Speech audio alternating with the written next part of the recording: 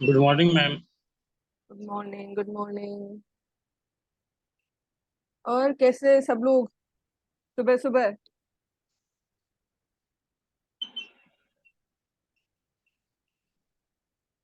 ठीक है मैम, मैं तो 5 बजे उठ गया हूँ, बाकी लोग उठे ही नहीं। क्या बाकी लोग बोल नहीं रहे हैं? बाकी लोग नींद में है क्या?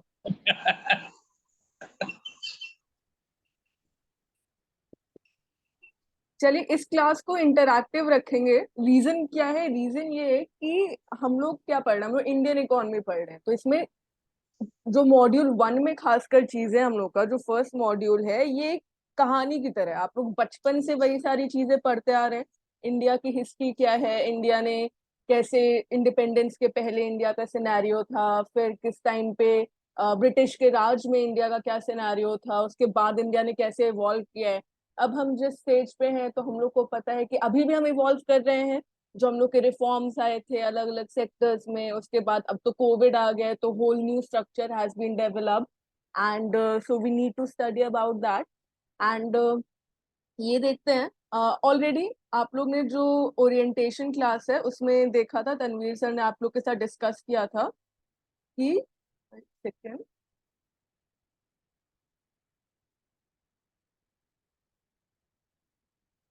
राइट, उन्होंने डिस्कस किया था कि किस तरीके से सारे पेपर्स डिवाइडेड है। तो हम लोग का इस पेपर 1 में भी 4 मॉड्यूल्स हैं। Module A, module B, module C and module D. तो हम लोग स्टार्ट किससे कर रहे हैं? मॉड्यूल ए से। मॉड्यूल ए क्या है? Indian economic architecture. Indian economic architecture. Architecture क्या होता है? कुछ फिजिकल आर्किटेक्चर होता है। तो हम लोग बात करें किस तरीके से इंडिया में एवोल्यूशन हुआ है, बेसिक स्ट्रक्चर क्या है इंडिया का। फिर मॉड्यूल बी जब स्टार्ट करेंगे तो वो कॉन्सेप्ट्स हैं, मतलब कि इकोनॉमिक कॉन्सेप्ट्स हैं, कुछ बैंकिंग से रिलेटेड कॉन्सेप्ट्स हैं। तो ये बेसिकली थ्योरेटिकल है। ये थ्योरेटिकल, ये जो फर्स्ट मॉड्यूल है ना, ये एक स्टोरी की तरह समझना है। कुछ कुछ चीजें याद करनी है, बट बेसिकली समझने की कोशिश करेंगे। फिर उसके बाद मॉड्यूल सी जब हम लोग पढ़ेंगे तो वो इंडियन फाइनेंशियल आर्किटेक्चर है। जैसे यहाँ पे हम लोग इकोनॉमिक आर्किटेक्चर की बात कर रहे हैं मॉड्यूल ए में, मॉड्यूल सी में हम लोग फाइनेंशियल आर्किटेक्चर की बात करेंगे। And then finally module D, ये सबसे बड़ा है, इसमें सबसे ज्यादा चैप्टर्स है, इसमें हम लोग प्रोडक्ट्स एंड सर्विसेज की बात करते हैं। Products and services.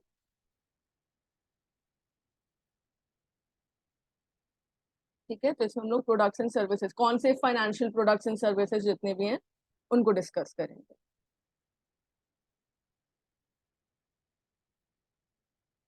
Okay, please explain in English. Okay, I'll be explaining in English. I'll be keeping it bilingual because there are some people who need to understand in Hindi as well. So we'll be keeping it bilingual. Okay, okay. All right. Okay, so we'll be starting with the first class. We'll be starting with the first few chapters, and let us move on further.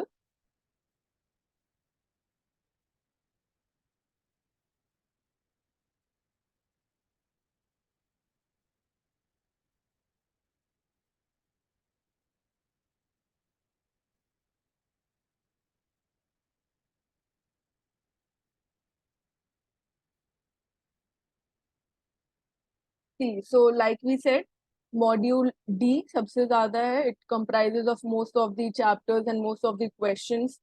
Then we have from module A that will be starting, then module C and module B. Module B is mostly we have theoretical concepts. We need to understand that. We need to give it more time. And then module A, we'll be studying it like a story sort of, and we'll try to understand. Okay, so first thing first. First, we'll be discussing about India before the Britishers came to India. तो उसमें एक Angus medicine database है, उसके according हम लोग देखते हैं कि इंडिया का सिनेरियो क्या था. We study about how prosperous India was, how good India situation was. Prosperity was high. There was high growth, high prosperity. We were trading with the other nations. We were producing goods and services. We were exporting it. So all of that was good. And then if we see some data, then the almost 50.5%, that is more than 50% of the global GDP. Here it was comprised by India. And then in 1600 AD, India and China comprise more than 50%, that is 52%. 29% was comprised by China and then 23% by India.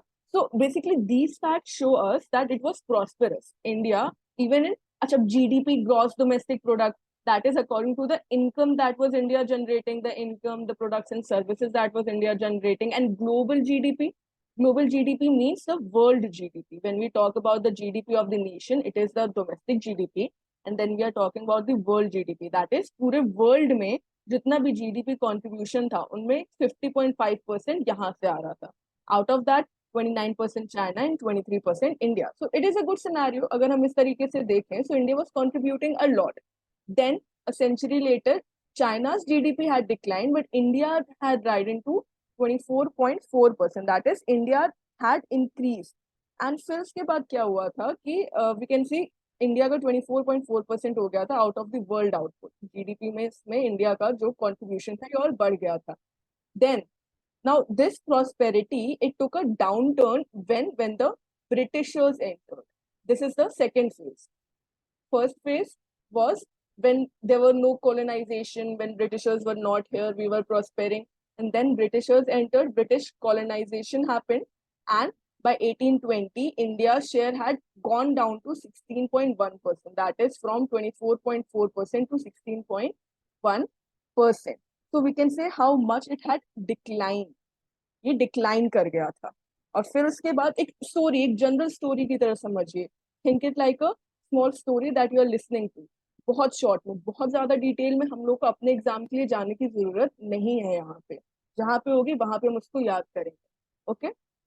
Then एक recent data भी अगर देख लेते हैं, so 2021 according to the International Monetary Fund, India's contribution, it reached 7.3%. So now, even after the Britishers have left, even after so many years of independence, we have still not been able to reach that much share that was before the colonization. We are at 7.3%. We contribute to 7.3% of the global GDP. And then, according to the purchasing power parity, India is ranked third. GDP according to the purchasing power parity, India की rank क्या है? India की rank है third. Although definitely India is one of the world's largest growing economies, major growing economies even today, but जो British Raj था, जिसको बोला जाता है ब्रिटिश राज, इस टाइम पे इंडिया का सिचुएशन बहुत अच्छा नहीं था. It was actually very dismal, बहुत बहुत सैड सिचुएशन था, because our trade had declined. कुछ इंडस्ट्रियलाइजेशन पे ब्रिटिशर्स ने ध्यान नहीं दिया था. जितना भी इंफ्रास्ट्रक्चर डेवलपमेंट हो रहा था, जैसे हम कहते हैं रेलवेज किसकी देन है? ब्रिटिशर्स की. It is actually, it wasn't developed for the Indians, right? It was developed to transport goods from one place to another, so as to facilitate the working of the Britishers. वो अपने ही लिए कर रहे थे, India के लिए उन्होंने develop नहीं किया था, right? So India situation during the British period was not very favorable. Okay. Then India ने जब इंडिपेंडेंस गेन किया, आफ्टर वी गेन्ड इंडिपेंडेंस, तब उस टाइम पे काफी सिस्टमैटिकली चेंज किया गया था. बहुत सारी चीजें हुई थी, like we introduce the 5-year plans. We'll be studying about the 5-year plans in the next few chapters.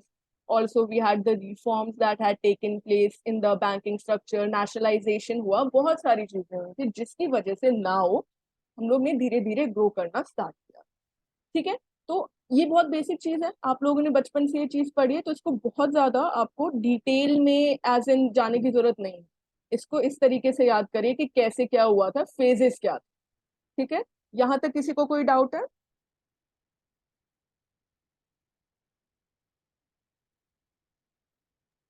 Chat में बता सकते हैं आप लोग.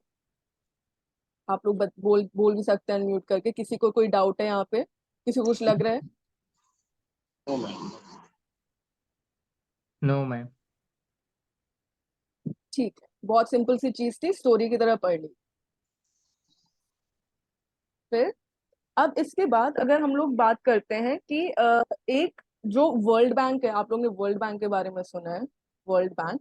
तो world bank divides it, classifies the different economies of the nation according to the capita income, according to the per capita income. And uske according to the per capita income classification, there are basically 4 categories that the World Bank gives. 4 categories are there. First category is of low income, Y denotes income, economic terms में Y income denote करता है, low income होता है। Then there is the lower middle income, lower middle income group होता है। फिर उसके बाद upper middle income group, and then finally there is the higher income. There is the higher income. What is important for us is this category, the lower middle income, the second category. Why? Because India falls in this category of lower middle income country. ठीक है, तो इसका eligibility क्या है, ये dollars के हिसाब से करते हैं। So it is per capita income, that is per individual how much income is that, so it lies between around $996 and $3,895। तो ये इंडिया के उसमें होता है। एंड इंडिया अगर डेटा देख रहे हैं तो 2019 का हमारे पास डेटा प्रोवाइडेड है, तो इट इज $1891 PCI, पर कैपिटा इनकम की बात कर रहे हैं। सो फिर तो अगर ये क्वेश्चन आता है in which category of the economic classification given by the World Bank India falls, so now you know, you can remember it is the lower middle income group, right? Then अब बहुत सारी इसमें चीजें हैं, जैसे कि अगर पर कैपिटा इनकम की ही बात की जा रही है तो भी हमने भी देखा कि थर्ड लार्जेस्ट इकोनॉमी है, मतलब परचेजिंग पावर पैरिटी के हिसाब से India is the third largest economy in the world. लेकिन पर कैपिटा इनकम के हिसाब से हम लोग काफी लो रैंक करते हैं। पर कैपिटा इनकम मतलब हर एक इंडिविजुअल, पर इंडिविजुअल कितनी इनकम जनरेट हो रही है। इसके क्या रीजंस है? इसके रीजंस है, first all of us know about the high unemployment. Unemployment is a reason. Then after that, unemployment, then underemployment, our skills are not utilized, even disguise.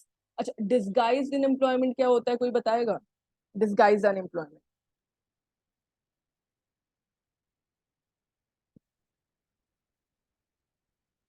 what does the term disguised tell us? Illiterate person. Illiterate person, okay. Disguise का मतलब क्या होता है, the term disguise?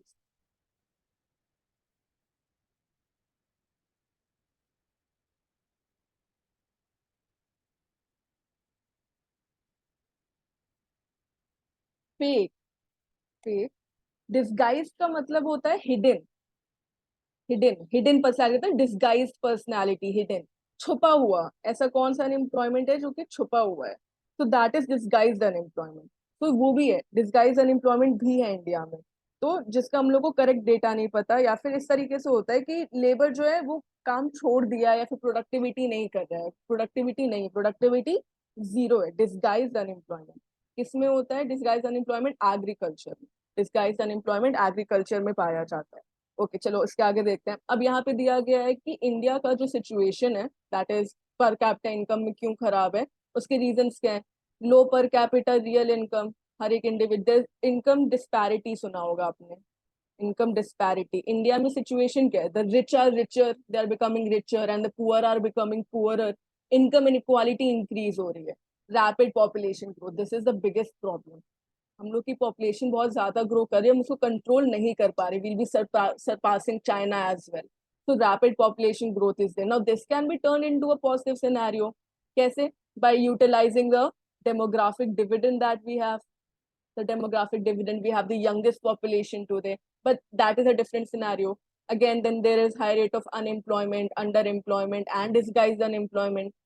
Excessive reliance on the primary sector, primary sector refers to the agriculture। आज के time पे भी most of our population is employed in the primary sector of the economy। we have not yet been able to develop our secondary and tertiary as well as the primary sector is working। now vicious circle of poverty, vicious circle of poverty क्या होता है? vicious circle में हम लोग देखते हैं कि poverty जो मूव करती है ना, एक साइकिल में मूव करती है, एक साइकिल में मूव करती है। जैसे second I just move this, I hope आप लोग ने ये सब नोट कर लिया होगा, इसको साथ साथ नोट करते जाइएगा जो भी आपको इम्पोर्टेंट लग रहा है, ठीक है। विशियस सर्कल होता है इस तरीके से, एक साइकिल में मूव करता है पावर्टी। कैसे? लो इनकम, लो इनकम है उसकी वजह से क्या होगा? लो एजुकेशन होगा, लो स्किल्स होगा, लो प्रोडक्टिविटी होगा, एंड देन लो एम्प्लॉयमेंट होगा, उसकी वजह से फिर लो इनकम होगा। तो ये ऐसे साइकिल में मूव करते हैं, है ना। पहले किसी के पास पैसे की कमी है, फिर उसको एजुकेशन नहीं मिला, वो स्कूल नहीं गया, फिर उसके बाद प्रोडक्टिविटी नहीं, क्योंकि स्किल डेवलपमेंट नहीं हुआ, किस वजह से क्या हुआ, उसको अनएम्प्लॉयड रह गया, एम्प्लॉयमेंट नहीं मिला। जब एम्प्लॉयमेंट नहीं मिला, नौकरी नहीं मिली, तो वो क्या हो गया, वो फिर से गरीब हो गया। तो पॉवर्टी एक विशियस साइकिल में मूव कर रही है। And the economists today are in fact talking about how to break this vicious cycle, how to break this vicious cycle, how to put in more employment. So that is a problem. A vicious circle of poverty exists and rising unemployment. Again, the population is rising, but the job is not rising as par with it. That is why rising unemployment is also a reason. So India ki jo situation hai, that we are still a lower developing country, we have not been able to achieve the developed status. So these are the reasons why. Now we'll move towards we'll move towards the basic characteristics. First, if we talk about India's situation before the British period. So agricultural economy, most of the population was involved in the agriculture and had a very low per capita income. Then after independence, India's agriculture share of GDP fell. Now if we see some data, we do not need to remember the complete data, बस एक trend याद कर लीजिएगा। Trend क्या था, starting में जो agriculture sector था उसमें सबसे ज्यादा कंट्रीब्यूशन था। फिर उसके बाद धीरे धीरे करके क्या हुआ कि इंडिया में सेकेंडरी सेक्टर, जो हमारा इंडस्ट्रियल सेक्टर है, और फिर जो टर्शरी सेक्टर है, उसका कंट्रीब्यूशन भी बढ़ता गया। तो धीरे धीरे एग्रीकल्चर का कम हो रहा है, टर्शरी का ज्यादा हो रहा है। ठीक है, टर्शरी का ज्यादा और इंडस्ट्रियल से भी ज्यादा टर्शरी का हो रहा है। तो ये ट्रेंड देखा गया था उसके टाइम पे, यानी कि ब्रिटिशर्स के पहले के टाइम पे एग्रीकल्चर डोमिनेंट सेक्टर था। 53.1% ऑफ जीडीपी कंट्रीब्यूशन एग्रीकल्चर का था, इंडस्ट्री का था 16.6% एंड सर्विसेज का था 30.3%। ऐसे याद रखना है, जनरल टर्म्स में याद रखना है कि एग्रीकल्चर हम लोग आज भी देखते हैं डोमिनेंट है, उस टाइम पे भी डोमिनेंट था। सबसे ज्यादा जीडीपी में कंट्रीब्यूशन किसका था, एग्रीकल्चर का। फिर उसके बाद थोड़ा सा अगर आगे जाते हैं, जैसे 1980s के आसपास में, तो सर्विसेज सेक्टर बढ़ गया। सर्विसेज सेक्टर कितना हो गया, अब सर्विसेज सेक्टर इस टाइम पे हो गया था 38% round about, and agriculture sector से ज्यादा हो गया था। यहाँ पे एग्रीकल्चर सेक्टर 36% हो गया था, एंड इंडस्ट्री कुछ ऐसा 25% के आसपास में था। So this was the 1980s data. तो इंडिपेंडेंस के बाद क्या हुआ था, प्लानिंग प्रोसेस हुआ था, रिफॉर्म्स हुए थे, जिसके बाद एग्रीकल्चर का शेयर डिक्रीज हुआ था, सर्विसेज का बढ़ गया था। तो अगर ऐसा कोई क्वेश्चन आता है कि इंडिपेंडेंस से पहले क्या सिनेरियो था, या फिर ब्रिटिशर्स से पहले क्या सिनेरियो था, तो ब्रिटिशर्स के पहले everything was positive, during Britishers it was a negative scenario, and then after independence, that is after the Britishers left India, we have started developing, we are trying to go back to the earlier original situation. So इसके बाद हाँ, this is the data given to us, services sector had surpassed the agriculture, फिर agriculture को surpass करके services sector became the largest contributor to India's GDP and industry was at 25.9%। Even if you do not remember the exact percentage के point के बाद क्या है, एक ये होल याद रखिएगा, 25%, 36%, 38%, इस तरीके से। ठीक है, अब सबसे इंपॉर्टेंट चीज, we come to the British period, जब ब्रिटिशर्स आए थे। सो व्हाट हैपेंड, एक जनरल सिनेरियो क्या था, जो इंडिया का ट्रेड था, then India's commerce, even investment, all of this was hampered. And what happened was, there's a term known as unilateral trade. uni मतलब one, lateral मतलब direction, one directional trade. What was the direction? From India to the Britain or the British, we were exporting the raw material. The raw material, जितना भी raw material का procurement था यहाँ से, वो Britain जाता था, और ब्रिटेन से क्या होता था, फिनिश प्रोडक्ट यहाँ पर आता था, ब्रिटेन से फिनिश प्रोडक्ट इंडिया में आता था। तो हम लोग का एक्सपोर्ट किससे कंप्राइज हुआ, बेसिकली रॉ मटेरियल से कंप्राइज हुआ। तो ये कुछ बहुत ज्यादा इनकम नहीं जनरेट कर रहा था हमारे लिए, बट जो हम लोग इम्पोर्ट कर रहे थे, those were all kinds of finished goods. तो हम लोग का रॉ मटेरियल पूरा डिक्लाइन हो गया, सारा ब्रिटिशर्स ने यूज कर लिया, and then we were left, what we were left with was just basic चीजें जो हम लोग के सस्टेनेंस के लिए भी काफी नहीं थे, जो यहाँ पे ऑफिसर्स वगैरह रह रहे थे वही उसको यूज कर रहे थे। ठीक है, तो इसके अलावा क्या हुआ था, एक तो ये सिनेरियो था, ट्रेड कॉमर्स इन्वेस्टमेंट इंडिया का डिटोरिएट हो गया था। उसके अलावा क्या हुआ था, हम लोग का जो लेबर मार्केट था, लेबर लेबर मार्केट में जो इंडिया का लेबर था वो बहुत लो क्वालिटी का था। क्यों था, क्योंकि हम लोग को तो एजुकेशन मिली नहीं, जितने भी कॉलेजेस डेवलप हुए, यूनिवर्सिटीज डेवलप हुए, कहने को बहुत सारे थे, जैसे मद्रास यूनिवर्सिटी जो डेवलप हो गई थी, तो लेकिन this was basically for promoting English language. English language wasn't known to the Indian population, तो लेबर मार्केट क्वालिटी जो इंडिया की थी वो भी लो क्वालिटी की थी। तो ये याद रखना जरूरी है, एक तो लेबर मार्केट का जो क्वालिटी था ये लो था, दूसरा unilateral trade, this is a very important term, इसको याद रखना है, यूनिलेटरल ट्रेड। ब्रिटिश अपने ट्रेड को प्रॉस्परस कर रहे थे, हम लोग रॉ मटेरियल ले रहे थे और फिनिश गुड हमको एक्सपोर्ट कर दे रहे थे। ठीक है, अब अगर स्टैटिस्टिक्स जाते हैं, then less then 1/6 of the Indians were only literate, literacy बहुत ज्यादा थी। अब सिचुएशन चेंज हो गया है, अब लिटरेसी बढ़ गई है, बट उस समय पे बहुत कम थी। अब ये इंपॉर्टेंट है याद रखना, दादा भाई नौरोजी 1867-68 में उन्होंने अपनी एक बुक दी थी, British and poverty and un British rule in India. ये बुक का नाम याद रखना है, किसने दी है ये याद रखना है, बहुत बार सुना होगा दादा भाई नौरोजी का नाम आप लोगों ने। तो उसमें उन्होंने क्या किया था, first estimates of national income, ये क्वेश्चन बहुत कॉमन है, बहुत कॉमन है कि who publish the first estimates of national income for India. So Dadabhai Naoroji ने किया था, कब किया था, 1867। एंड किसमें किया था, उनकी बुक जिसका नाम था poverty and un British rule in India. ठीक है, अब उसमें अगर हम लोग उसका डेटा देखें, तो ब्रिटिश टाइम पे India national income was ₹340 crore, okay, and पर कैपिटा इनकम वाज ओनली ₹20 पर एन। ये देख रहे हैं आप लोग, मतलब कि जो ब्रिटिश इंडिया की नेशनल इनकम थी उस टाइम पे, उसमें से पर कैपिटा इनकम केवल ₹20 पर एनम थी, पर इंडिविजुअल, इतना कम था ये। एंड देन फिर इंडिपेंडेंस के टाइम पे जब हम लोग 1948-49 की बात करते हैं, तो इट वाज ₹142 पर एनम। ठीक है, तो वो बढ़ा, लेकिन ब्रिटिशर्स के टाइम पर it was only ₹20 per annum. And उसके अलावा और भी बहुत सारे लोग थे जिन्होंने अपने अपने एस्टिमेट्स दिए थे, दीज वर ऑलमोस्ट आइडेंटिकल, तो basically these were the correct estimates that were given by दादा भाई नौरोजी इन हिज बुक। फिर उसके बाद इंडिया के शेयर की बात करते हैं ग्लोबल शेयर में, so it was 23% in 1600 AD, like we said, Britishers के आने के पहले, ब्रिटिशर्स के आने के पहले 1600 एडी में 23% इंडिया का ग्लोबल शेयर था, लेकिन जब ब्रिटिशर्स ने छोड़ा तो ये केवल 3% रह गया था, केवल 3%। और अभी हमने देखा था ना आईएमएफ का डेटा तो 7%, अभी भी हम लोग बहुत ज्यादा आगे कुछ नहीं बढ़ पाए, अभी भी सिचुएशन बहुत ही खराब है। बट ये किसकी वजह से हुआ, because Britishers had come, colonisation हुआ था। एंड फिर उसके बाद 1947 के आसपास में हम लोग का और ज्यादा बढ़ा था, पर कैपिटा इनकम इंक्रीज हो गया था। एंड सिमिलरली, हाँ, it's the same thing, 33% of global trade in 1600, but then less than 3% in 1947। Right, so ये था कि इंडिया की सिचुएशन क्या थी। अब ब्रिटिश एरा को भी हम लोग 3 पार्ट्स में डिवाइड कर सकते हैं। ठीक है, British era can be divided into 3 parts. It is the early British period, that is basically जब ब्रिटिशर्स आए थे 1600 टू 1757।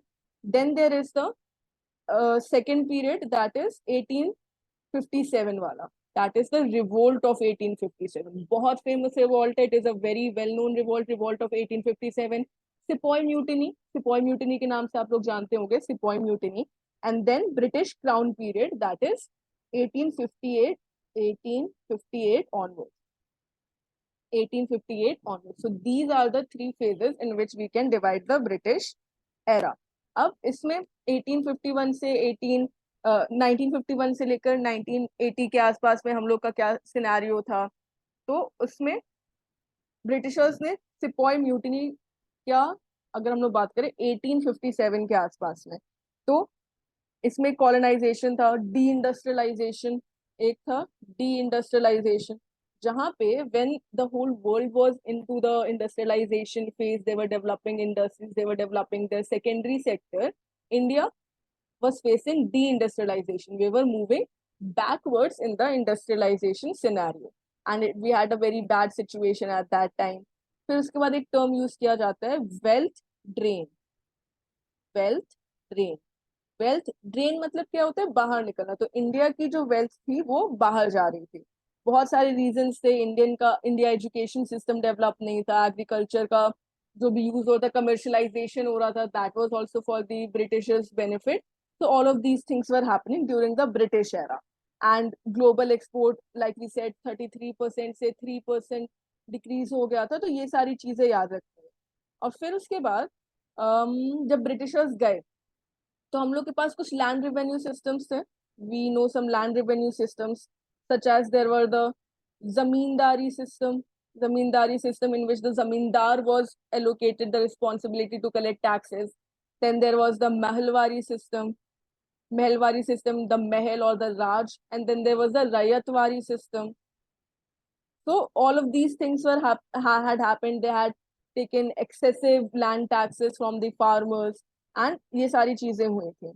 Also, जो deindustrialization हुआ था during the British period, it was because of the fall of the Mughal Empire. The Mughal Empire had fallen. Then nominal wages बहुत कम हो गई थी. Indian textile खत्म हो गया था. ये सारी चीजें थी.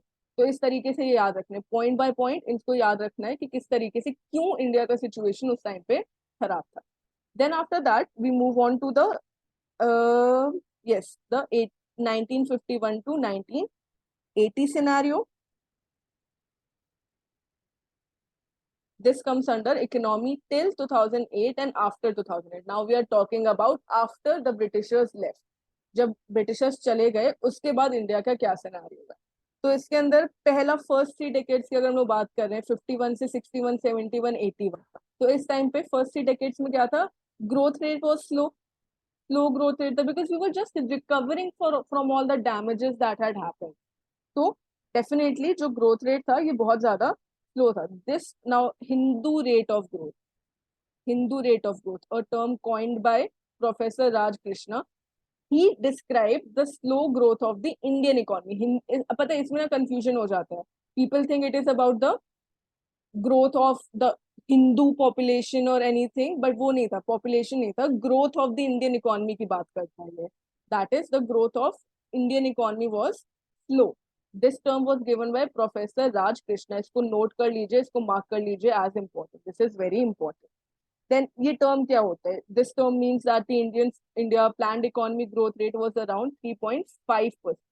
From the first 3 decades यानी कि 1950 से लेकर 1980 के बीच में जो इंडिया का एनुअल ग्रोथ था इट वाज अराउंड 3.5% एंड पर capita income growth was only 1.3%. ठीक है, 1.3%. तो ये काफी ज्यादा कम था.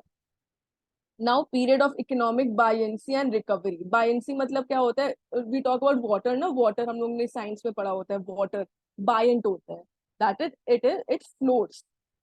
तो इसका क्या मतलब है, रिमेन स्टेबल, एक सर्टेन लेवल पे ही ग्रो कर रहा था. बहुत ज्यादा इंडियन इकोनॉमी ग्रो नहीं कर रही थी, बहुत ज्यादा रिकवरी नहीं हो रही थी. We were just being stable, we were floating somehow. Then फिर उसके बाद क्या हुआ था कि धीरे धीरे हम लोगों ने इम्प्रूव करना शुरू किया. हम लोगों ने 5 ईयर प्लान इंट्रोड्यूस किए थे. तो 6 5 ईयर प्लान की यहाँ पे बात हो रही है. 1980 से 1985 के टाइम पे India could finally break the curse of Hindu rate of growth. जब हम लोग 5 ईयर प्लान डिस्कस करेंगे so you will see how the growth rate here finally in the 6 5 year plan was somewhat positive. That is, we had gained growth more than estimated. तो ये 6 5 year plan में ही जाकर हो पाया था after almost 3 decades of independence. ये किसकी वजह से था, क्या क्या चीजें यूज कर रही थी government, higher government spending use कर रही थी, ज्यादा एक्सपेंडिचर कर रही थी, फिजिकल स्टिमुलस दे रही थी, सब्सिडीज प्रोवाइड कर रही थी ताकि इंडस्ट्रीज डेवलप हो सके, एंड हायर इकोनॉमिक ग्रोथ. ये सारी चीजें वो कर रही थी ताकि ग्रोथ को और ज्यादा इंक्रीज किया जा सके. और फिर उसके बाद इसी पीरियड में 51 से 80 के बीच में और क्या हुआ था, इंपोर्ट पॉलिसीज लिबरलाइजेशन हुआ था. मतलब कि इंपोर्ट को कोटा हटाए गए थे, टैरिफ हटाए गए थे ताकि इंपोर्ट्स और ज्यादा इस तरीके से किए जा सके. Import of capital goods and raw material and manufacturing को इंक्रीज किया गया था. लग्जरी गुड्स को ज्यादा प्रोड्यूस करने की बात की गई थी. अगर हम लोग अभी रिसेंट डेटा देखेंगे तो हम लोग मैन्युफैक्चरिंग गुड्स को सबसे ज्यादा एक्सपोर्ट भी कर दे रहे हैं. फार्मास्यूटिकल गुड्स को, मैन्युफैक्चरिंग गुड्स को। तो ये किस वजह से हुआ? बिकॉज ये सारी पॉलिसीज गवर्नमेंट ने यूज की थी।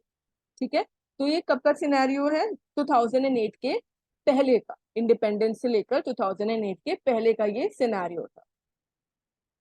फिर उसके बाद आफ्टर 2008 टू 2021, अगर हम लोग 2008 से 2021 की बात करते हैं तो बहुत सारी चीजें हुई थी। अच्छा हाँ, लेमैन क्राइसिस, यहाँ पे ये जरूरी है याद रखना, लेमैन क्राइसिस सबको पता है बट रिवाइज करना जरूरी है। 2008 में जो लेमैन क्राइसिस हुआ था, उसकी वजह से पूरी वर्ल्ड इकोनॉमी में इन्फ्लेशन हो रहा था, एंड देन उसके बाद they face collapse of the world economy was there, but India was somehow, किसी तरीके से इंडिया ने खुद को प्रोटेक्ट कर लिया था, इंडिया की इकोनॉमी प्रोटेक्टेड थी। बहुत सारे रीजन थे इसकी वजह से। आरबीआई ने स्टेप्स लिए थे, गवर्नमेंट ऑफ इंडिया ने स्टेप्स लिए थे, स्टिमुलस प्रोवाइड किया था, such as 3 stimulus packages totaling of rupees 1.86 lakh crores, ये गवर्नमेंट ने इंट्रोड्यूस किया था। किस लिए? तो ताकि जो क्राइसिस के इफेक्ट्स हैं उससे प्रोटेक्ट किया जा सके। So to protect the economy, this amount of stimulus was provided. That is, fiscal spending was done by the government of India so as to protect the economy from collapsing. RBI had also taken steps. उसने monetary easing की थी। Monetary easing का मतलब क्या होता है? RBI ने easy monetary policy, easy monetary policy, and it had injected rupees 5.6 lakh crores in the domestic as well as external liquidity. That is, easy monetary policy क्या होती है? मनी सप्लाई को इंक्रीज करना, इकोनॉमी में money supply को और ज्यादा increase करना, डेफिसिट फाइनेंसिंग करना, हम लोग के जितने भी रेट्स हैं उनको कम कर देना, जो लीगल रिजर्व रेशियोज है उनको कम कर देना, या फिर जो बजटरी रेशियोज है उनको कम कर देना, basically to increase the money supply in the economy. ये सारे स्टेप्स लिए गए थे। फिर इकोनॉमी ने डेफिनेटली रिकवर किया था। हाँ, अब ये एक चीज होती है, there is a thing called what comes in front and what is actually behind the curtains. तो definitely इकोनॉमी रिकवर हुई थी, but at the expense of a larger fiscal deficit. कहाँ से गवर्नमेंट ये कर रही थी? जो भी स्टिमुलस दिया या आरबीआई ने किया, कहाँ से कर रही थी? वो बोरो कर रही थी, वो बोरो कर रही थी, और it was using its past savings. तो फिस्कल डेफिसिट क्रिएट हो गया। फिस्कल डेफिसिट क्या होता है? When your expenditure is greater than your revenue, right? Deficit का मतलब क्या होता है? डेफिसिट मीन्स कमी, किसी भी चीज की कमी। तो expenditure was greater than the revenue, it created more pressure on the future governments to pay back the debts or to finance the deficit that had been created. And then इसके बाद क्या हुआ था कि जो हम लोग का फेमा सेट किया गया था, जो फेरा फेमा में सेट किया गया था लिमिट्स, कि किस तरीके से हमको रेवेन्यू जनरेट करना है या एक्सपेंडिचर करना है, वो सारी चीजें हम लोग ने उसको सरपास कर दिया था। फिर उसके बाद चलो, ये तो हो गया लेमैन क्राइसिस का। और भी स्टेप्स थे जो कि लिए गए थे, जैसे कि जीएसटी। हाँ, अब जीएसटी इंट्रोड्यूस किया गया, insolvency and bankruptcy code introduce किया गया, कॉर्पोरेट टैक्स कट्स देखे हम लोगों ने, demonetisation. These were some of the evolutionary steps that were taken in the past decade, that have been taken in the past decade. This is to increase the economic growth. ठीक है, इस वजह से ही ये इतना ज्यादा इंक्रीज हो रहा था। उसके अलावा अब तो एक ये हो गया हम लोग का सिचुएशन, हम लोगों ने कहाँ से देखा कि क्या क्या गवर्नमेंट ने स्टेप लिए। फिर जैसा कि हमने स्टार्टिंग में एकदम बोला था, अब क्या आ गया था? कोविड-19 पैंडेमिक। कोविड की वजह से हम लोग के सिलेबस में चीजें ऐड हो गई। कोविड ने भी स्ट्रक्चरल चेंजेस किए हैं, कोविड के बाद से स्ट्रक्चरल चेंजेस हो रहे हैं बहुत सारे। तो उस रीजन की वजह से हमको कोविड को भी पढ़ना जरूरी है। तो कोविड के पहले जो हम लोग का ग्रोथ रेट था ये काफी ज्यादा था। 1920 की अगर हम लोग बात कर रहे हैं 2019-2020 में, तो 6.5% के आसपास में हम लोग का एनुअल ग्रोथ रेट था। एंड देन आफ्टर द कोविड-19 pandemic hit, economy could expand only by 4%, 4.0%, केवल इतना रह गया था। कोविड में क्या क्या चीजें हुई थी, कैसे इकोनॉमी हम लोग की गिरी थी, बाकी पूरी वर्ल्ड में क्या सिनेरियो था, ये सबको पता है। तो जब 2020 में पैंडेमिक डिक्लेयर किया गया था, फिर उसके बाद लॉकडाउन लगे थे, फिर वैक्सीनेशन प्रोग्राम हुआ था, तो बहुत सारे इम्पैक्ट हुए थे कोविड के।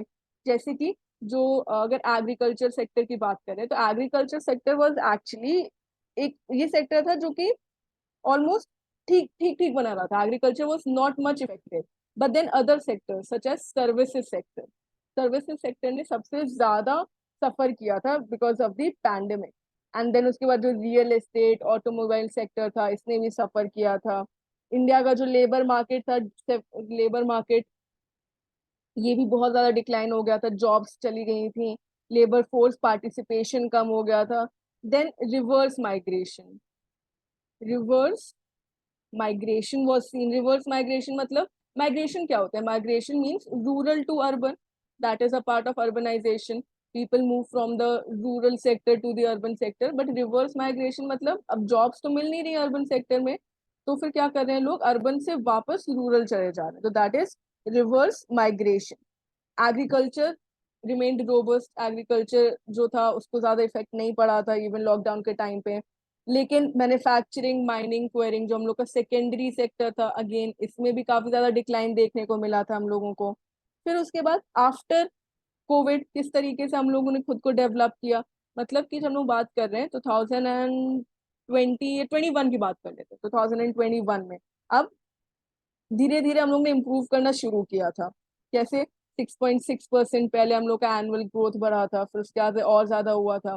फिर उसके बाद हम लोग के G20s हुए थे। फिर उसके बाद हम लोग ने 2020 में फिर से थर्ड वेव आ गया था, फिर से हम लोग ने वो सारी चीजें देखी। बेसिकली हम लोग को ये इस तरीके से समझना है कि कोविड के आने से पहले सिचुएशन इंप्रूव हो रही थी। जब कोविड पैंडेमिक था उस टाइम पे सिचुएशन फिर से खराब हो गई थी, फिर से हम लोग के ग्रोथ रेट कम हो गए थे। फिर धीरे धीरे हम लोग उसको और ज्यादा इम्प्रूव कर रहे हैं, हम लोग और ज्यादा कोविड से अभी भी निकलने की कोशिश कर रहे हैं। ठीक है, तो ये इंडियन इकोनॉमी का एवोल्यूशन था। इंडियन इकोनॉमी में क्या स्ट्रक्चरल चेंजेस आए, कंक्लूड कैसे कर सकते हैं? वाई, जो हम लोग के 3 4 फेजेस हैं। पहले ब्रिटिशर्स के पहले जो सिनेरियो था that was positive, during Britishers it was negative, after that we started improving, independence में धीरे धीरे वी स्टार्टेड इम्प्रूविंग। देन 2008 वाला जो सिनेरियो था to 2019 we had good rates, positive rates थे। फिर कोविड आया, कोविड के बाद we saw some negatives and now we are again recovering. तो इस तरीके से इंडिया का स्ट्रक्चरल चेंज हुआ है, from services to, from agriculture to how we have develop to the services sector. Service predominantly हम लोग का कैसे डेवलप हो रहा है।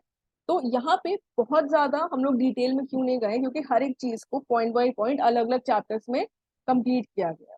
ठीक है, कि रिफॉर्म्स अलग चैप्टर्स में है, उसके अलावा क्या क्या स्टेप्स है, गवर्नमेंट की पॉलिसीज क्या है, ग्लोबलाइजेशन का अलग चैप्टर है, तो हम लोग उसको वहां पे कवर करेंगे ताकि वो बेटर तरीके से याद रहे। ये चैप्टर किस लिए था?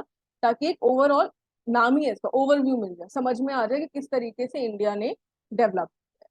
ठीक है, ओके, यहाँ पे इधर तक किसी को कोई डाउट है?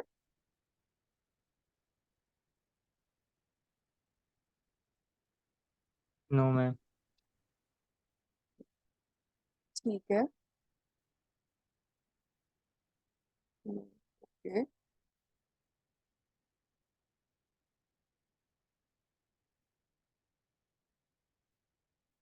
ठीक है, तो ये हम लोग का फर्स्ट चैप्टर था।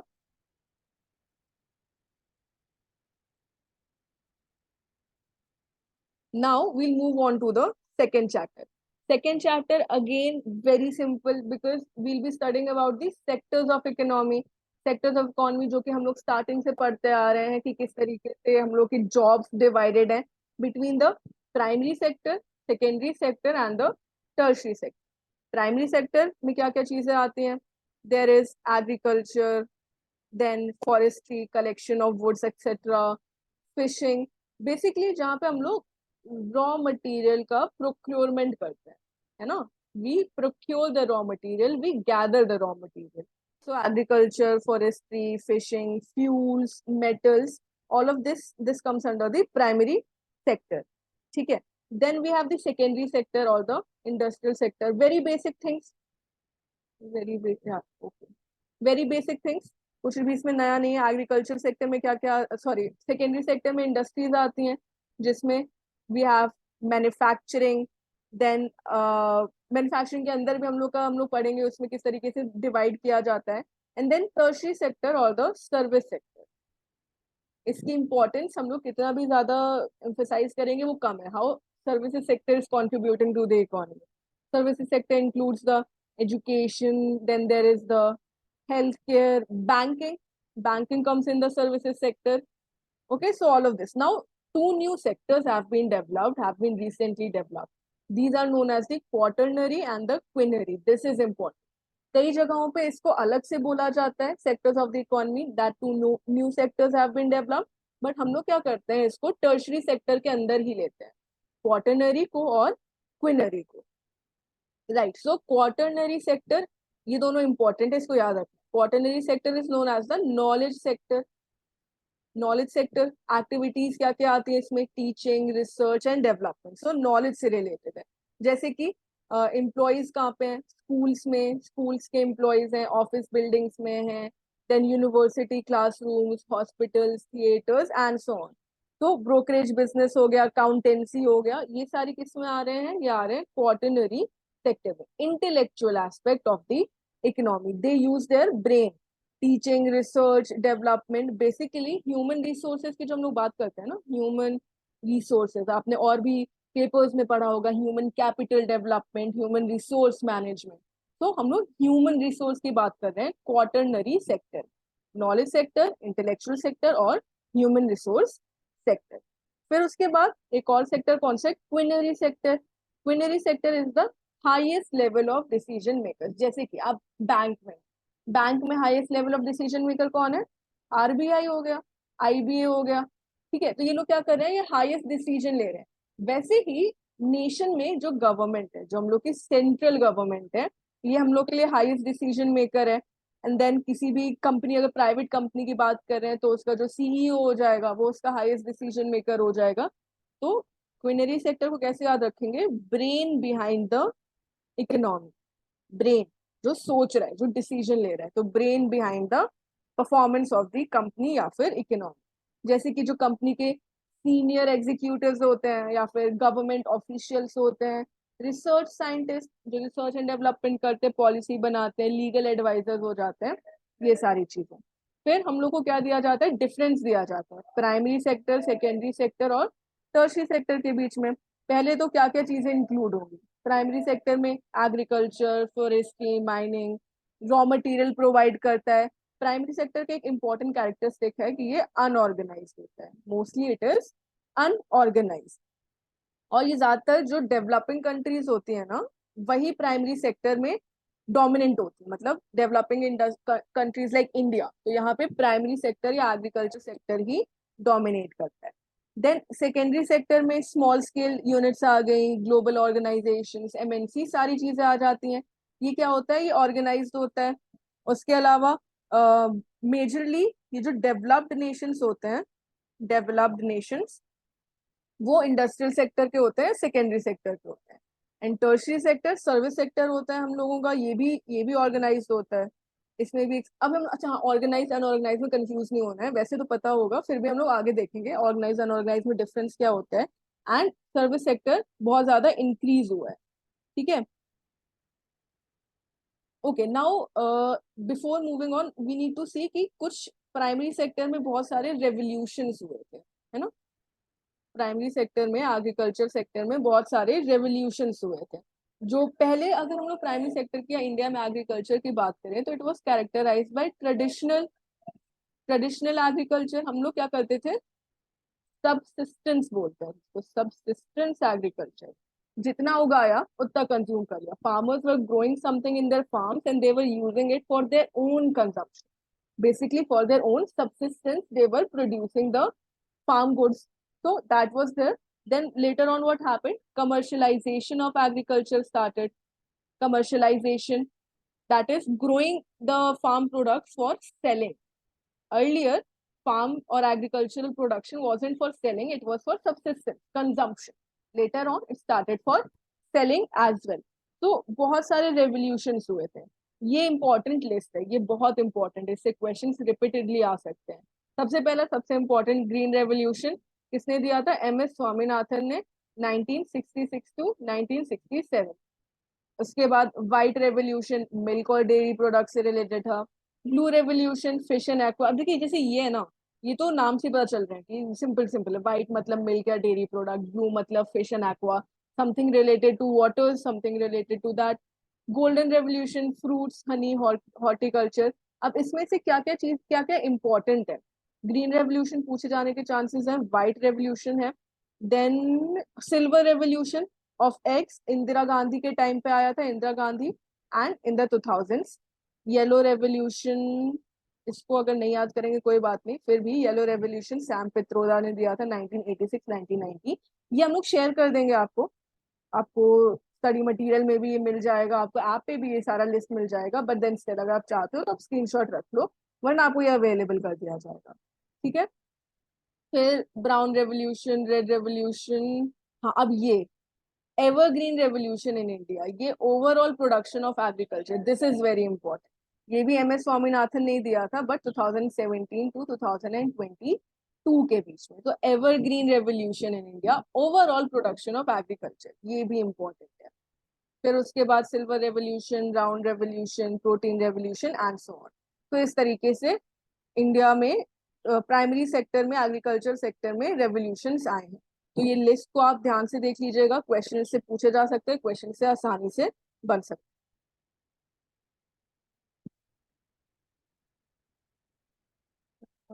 Recorded sessions will be provided to you, Amrit. Yeah, recorded sessions will be provided to you. It will be there once the classes are finished. You can avail those from the app as well.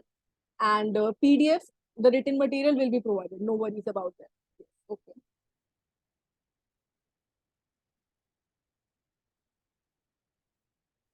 Right now, GDP contribution of different sectors. We have studied about the different sectors of India, how they have contributed to the GDP, to the gross domestic production. So by late 1990s, agriculture dominance to services. We had shifted from agriculture dominance to services. हमने देखा ना कि किस तरीके से traditionally agriculture का ज़्यादा contribution था, but now services का contribution ज़्यादा, और ये लोग बार-बार पढ़ेंगे. This point will be repeated. Okay. Then agriculture sector, as of today, if we talk about it, so agriculture is 18% of total GDP. Services sector is more than 55%. Earlier, जब हमने देखा था ना ट्रेडिशनल में, तो एग्रीकल्चर का more than 50% था and services का कुछ कम था, around 20-30%, but now agriculture sector is 18%, services is more than 55% and secondary sector में 27% केवल। अब एक कॉमन बिलीफ होता है ना, that we move from agriculture to industry then to services, ये वैगनर्स लॉ था, ठीक है। तो इसमें क्या बोला गया था, agriculture, industry, services, but India क्या किया, India directly move from agriculture to service dominance. India ने ये जो फेज था ना इंडस्ट्रियल वाला, इसको स्किप कर दिया completely. India directly move from agriculture to services. तो सर्विसेज सेक्टर का धीरे धीरे इंक्रीज हुआ है। From 1950-51 it was 33% around, and now it is almost 55%, more than 50%। आगे मतलब इस तरीके से। तो अगर आप ईयर बाय ईयर जाओगे तो you don't need to remember the data, just remember the trend. Service sector has increase and agriculture sector has decrease from 1950 where the agriculture sector it was around 51%, now it is only 18.6%, so it has decreased. So agriculture's contribution had decreased and services sector had increased. Now agriculture में बहुत सारी, अच्छा agriculture sector को अलग से भी देख लेते हैं। So this report is given by the Government of India report of 2020-21, Ministry of Agriculture and Farmers Welfare. So agriculture is the most significant sector even today. Why? Because 54.6% of total workforce is engaged. GDP contribution अलग होता है, GDP contribution is different and workforce is different. ये question भी पूछा जाता है. What is the engagement? What is the employment? तो employment still highest किसमें? Highest agriculture में ही है. Still the highest amount of, highest proportion of the working population is in the agriculture sector. And GDP contribution किसका ज़्यादा है? It is of the services sector. So more than 50% is engaged in agriculture and gross value added और GDP 17.8% in agriculture का contribution है India के GDP में। Gross value added क्या होता है? Gross value added is the production. हम लोग ना for calculating the national income we use certain methods. There is the income method, then there is the expenditure method, and then we have the production method. So production method के through we calculate the gross value added. It refers to the total output that is produced, the total output, the total value that is added to the raw material. ठीक है, तो gross value added यही होता है, the total output produced. So 17.8% of the country's GVA ये agriculture sector से आता है. बहुत सारे स्टेप्स लिए गए थे to improve the agriculture sector, जैसे कि इरिगेशन के लिए लिए गए थे. Then the revolutions that we talked about. One important policy was the Pradhan Mantri Fasal Bima Yojana. It was launched in 2016. और भी स्टेप्स थे, जैसे कि अभी हम लोग जो बात कर रहे हैं फार्मर्स इनकम की. फार्मर्स इनकम ये हम लोग पॉलिसीज में देखेंगे, अभी ज्यादा टेंशन लेने की जरूरत नहीं है किस तरीके से फार्मर्स इनकम की बढ़ाने की बात की जा रही है. तो ये एग्रीकल्चर सेक्टर का था. This is the whole scenario of agriculture sector. Then we have the second, industrial sector. GDP versus GVA are same or different. Sometimes it is used interchangeably, sometimes जैसे आप अगर इकोनॉमिक्स में detail में जाओगे तो वो अलग तरीके से यूज किया जाता है, बट मोस्टली सेम तरीके से यूज किया जाता है. GVA हम लोग का टोटल केवल आउटपुट बताता है. GVA टोटल आउटपुट बताता है and GDP tells us the total income, right, total amount of products that are produce in the economy. जैसे कि इस टर्म को अगर देखोगे, GVA जैसे रॉ मटेरियल है, रॉ मटेरियल एग्रीकल्चर से आया, रॉ मटेरियल आया कॉटन. कॉटन को यूज करके आपने क्या बनाया, आपने बनाया शर्ट्स. तो कॉटन में क्या वैल्यू ऐड की गई है to make the shirt, that is the gross value added to the product to enhance the aspects of the product. GDP क्या होता है, वो टोटल अमाउंट ऑफ प्रोडक्ट या total amount of income that is generated from the product ये बताता है. तो इस तरीके से GVA और GDP अलग हो जाता है.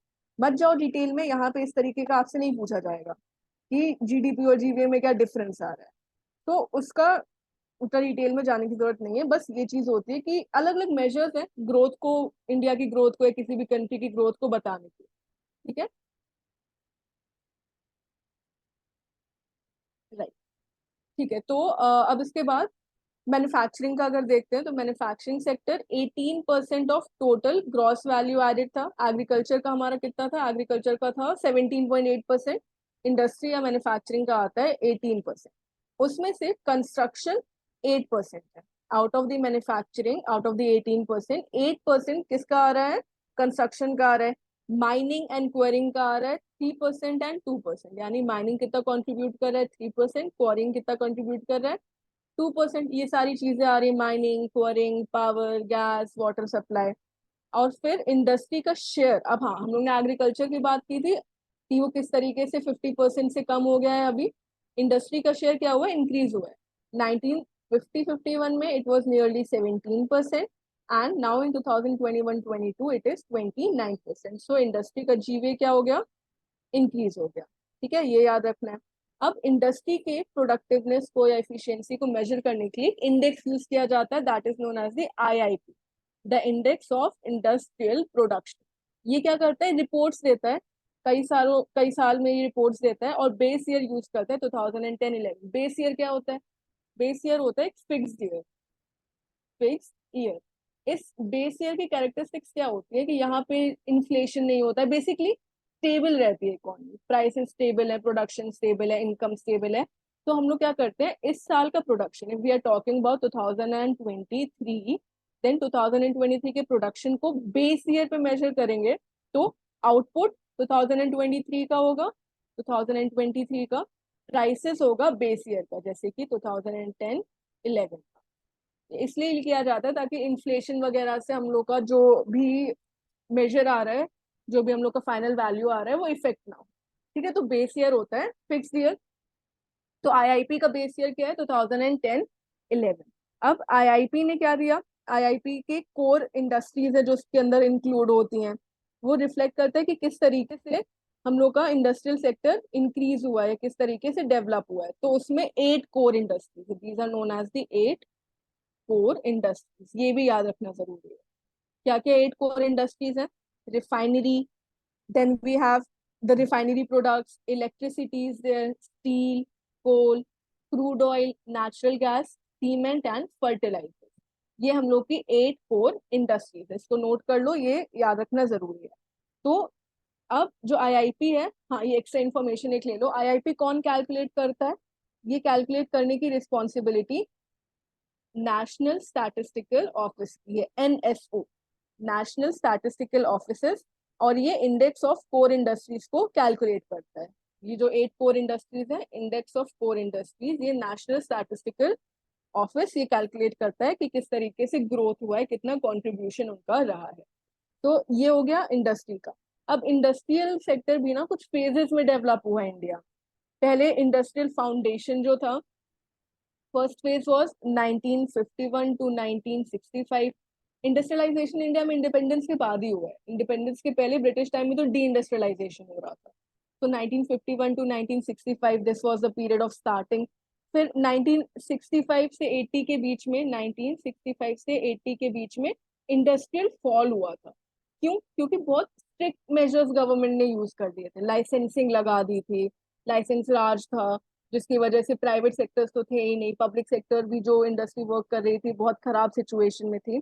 फिर रिकवरी हुई 1980 से 1991 के बीच में रिकवरी हुई। मेजर्स जो इंडस्ट्रियल था उसको, लाइसेंसिंग को हटाया गया, लिबरलाइजेशन मेजर्स आए थे, उसकी वजह से इम्प्रूवमेंट हुआ। And then post reform period हम लोग का 1991 ऑनवर्ड्स होता है, इसको कहते हैं पोस्ट रिफॉर्म पीरियड। इसमें इंडस्ट्रियल सेक्टर और ज्यादा इम्प्रूव होता है। फिर उसके बाद हम लोग का थर्ड सेक्टर आ जाता है सर्विस सेक्टर। सर्विस सेक्टर ये इंटैंजिबल और इनविजिबल गुड्स बनाता है। सर्विसेज गुड्स जो होते हैं जैसे कि ट्रेड, रिपेयर्स, होटल्स, ट्रांसपोर्ट, ये सारी चीजें हम लोग के सर्विसेज सेक्टर में आती है, जो प्रोफेशनल सर्विस है, जैसे कि टीचर्स की सर्विस, हेल्थ केयर वर्कर्स, ये सारी चीजें। फाइनेंशियल सर्विसेज भी इसमें आती हैं। फाइनेंशियल सर्विसेज भी इसमें आती हैं। तो ये हम लोग का सर्विसेज सेक्टर होता है। अब इसका सिचुएशन देखें तो सर्विस सेक्टर का प्रोपोर्शन क्या हुआ है, इंक्रीज हुआ है from 33% to 53% in 2021-22।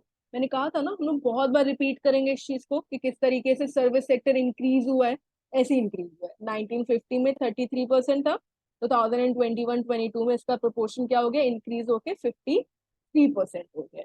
And then और भी ज्यादा इंक्रीज हो रहा है। हम लोग किस तरीके से सर्विस सेक्टर का इंपॉर्टेंस है ये बहुत जगह पे एम्फेसाइज कर रही है गवर्नमेंट ऑफ इंडिया भी। 54% ऑफ इंडिया GVA, ये किसके अकॉर्डिंग है, as per the government of India publication of union budget, 54% GVA का कॉन्ट्रीब्यूशन सर्विसेज सेक्टर से आता है। एंड 7.5% इन 2018-19 टू 8.1%, ये ग्रोथ रेट था। किस तरीके से ग्रोथ रेट और ज्यादा इंक्रीज हो रहा है। उसमें से अब फॉरेन टूरिज्म, हम लोग बहुत ज्यादा फॉरेन टूरिज्म को प्रमोट कर रहे हैं, बहुत ज्यादा इंफ्रास्ट्रक्चर डेवलपमेंट हो रहा है। किसके लिए? क्योंकि फॉरेन टूरिज्म से इनकम बहुत ज्यादा जनरेट होती है। तो 2017-18 में 10.4 मिलियन के अराउंड था, एंड 2018-19 में इट वाज 10.6 मिलियन। फिर उसके अलावा फॉरेन एक्सचेंज अर्निंग्स होती हैं, फॉरेक्स जिसको बोला जाता है, तो फॉरेन एक्सचेंज अर्निंग्स भी इंक्रीज हुई हैं। उसी तरीके से trade, hotels, transport, real estate, ये सारी ही चीजों को इंक्रीज देखने को मिला है सर्विसेज सेक्टर में। मैन्युफैक्चरिंग सेक्टर में भी इंक्रीज देखने को मिला है, ये सारी चीजें। अब ये तो हम लोग के 3 मेन सेक्टर्स हो गए। फिर एक सेक्टर बोला जाता है सनराइज सेक्टर। अब इसको बहुत इंपॉर्टेंट तरीके से, इसको वेरी इंपॉर्टेंट मार्क करके याद करो। सनराइज सेक्टर, सनराइज सेक्टर हम लोग का जो स्टार्टअप से रिलेटेड है। Startup still it's in its infancy stage but has the potential for significant growth। अभी ये स्टार्टिंग में ही है, धीरे धीरे डेवलप ही कर रहा है, बट उसमें बहुत ज्यादा ग्रो करने के चांसेस है। कैरेक्टरिस्टिक्स क्या क्या है इसमें? Growth rate, strong growth rates है, पोटेंशियल है, इसीलिए स्टार्टअप को और ज्यादा प्रमोट किया जा रहा है। High degree of innovation, technology use करता है ये सेक्टर, इनोवेशन यूज करता है। ऑल्सो पब्लिक अवेयरनेस है, जो बिजनेस में इन्वॉल्व हो रहे हैं, यंगर जनरेशन स्टार्टअप्स फॉलो कर रहे हैं, स्टार्टअप कल्चर बोला जाता है ना, today it is known as a startup culture। So that is the sunrise, sunrise, rising of the sun, rising of a new sector। अब क्या क्या कौन कौन सी सेक्टर्स हैं या कौन कौन सी इंडस्ट्रीज है जो सनराइज सेक्टर में आती हैं?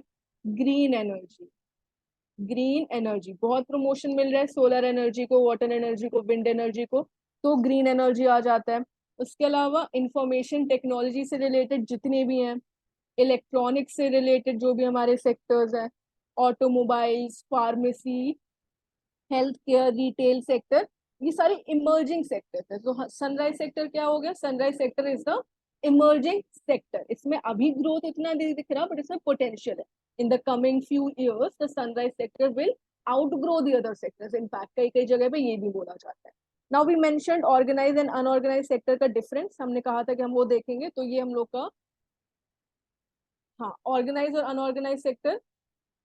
Organise sector main characteristics where the job terms are fixed and regular. आप लोग को एक जॉब कॉन्ट्रैक्ट प्रोवाइड किया जाता है, उसके अंदर क्या होता है, you will be told what responsibilities are expected of you, your time that you have to provide in the office, income that will be given to you, the time, the date of the income generation. So fixed and regular. Terms and conditions of the organized sector are fixed. On the other hand, unorganized sector क्या होता है? Here the employment terms are not defined, ये irregular होते हैं, and these are not registered with the government. यहाँ पे organise sector में क्या होता है? सोशल सिक्योरिटी मिलती है, गारंटीड वर्क होता है, गवर्नमेंट के साथ रजिस्ट्रेशन होता है। अनऑर्गेनाइज सेक्टर में ऐसा नहीं होता है। तो ऑर्गेनाइज सेक्टर में क्या क्या आता है? इस तरीके से अगर हम डिवाइड कर लें सर, ऑर्गेनाइज्ड और अनऑर्गेनाइज्ड को, तो ऑर्गेनाइज सेक्टर में हम लोग की मैन्युफैक्चरिंग आ जाएगी, बिजनेस स्कूल्स आ जाएंगे, फिर उसके बाद हॉस्पिटल्स आ जाएंगे, जितने भी यूनिट्स गवर्नमेंट के साथ रजिस्टर्ड है। और अनऑर्गेनाइज सेक्टर में क्या आ जाएगा? जो हम लोग के होम बेस्ड वर्कर्स हैं, या फिर जो स्ट्रीट वर्कर्स होते हैं, स्ट्रीट वेंडर्स होते हैं, street vendors are there, then daily wage workers are there, self employed, ये सारे अनऑर्गेनाइज वर्कर के अंदर आते हैं। इनको गवर्नमेंट से कोई प्रोटेक्शन नहीं मिलता है, राइट। एंड ऑर्गेनाइज सेक्टर में इसके अलावा क्या होता है? ऑर्गेनाइज सेक्टर में फैक्ट्री, बहुत सारे एक्ट्स हैं जो कि गवर्नमेंट ने दिए हैं, जैसे कि factories act is there, factories act to govern the working, strictly followed होता है। Then there is the provident fund act is there, minimum wages act is there, ये सारी ऑर्गेनाइज सेक्टर में है। बट ऐसा कोई भी एक्ट अनऑर्गेनाइज सेक्टर में नहीं है। यहाँ पे जॉब सिक्योरिटी नहीं है, वर्किंग आवर्स फिक्स नहीं है, कोई भी गवर्नमेंट एक्ट नहीं है, रजिस्टर्ड ही नहीं है गवर्नमेंट के साथ। यहाँ पे सैलरी भी कम होती है, less salaries provided as compare to the organise sector. तो ये दोनों में डिफरेंस है, ऑर्गेनाइज सेक्टर और अनऑर्गेनाइज सेक्टर। हाँ, अब हम लोग ने जो सनराइज सेक्टर की बात की थी, sunrise sector, this is given by the national commission for enterprises in unorganised sector categorisation. तो इसके अकॉर्डिंग क्या हो रहा है? The unorganised sector comprises of all the unincorporated private enterprises, जो कि यहाँ पे गवर्नमेंट के अंदर वर्क नहीं कर रहे हैं। They have fewer than less than 10 total workers. So these are the unorganised sector, जो कि गवर्नमेंट के साथ रजिस्टर्ड नहीं है। These are the small firm, these are owned and operated by the individuals or households, right? यहाँ पे informal workers आते हैं, those who work in the unorganized firms or families, इनको कोई भी regular benefits नहीं मिलते हैं, security benefits नहीं मिलते हैं, and social security की कोई schemes नहीं होती है, तो ये हो जाते हैं informal worker के अंदर।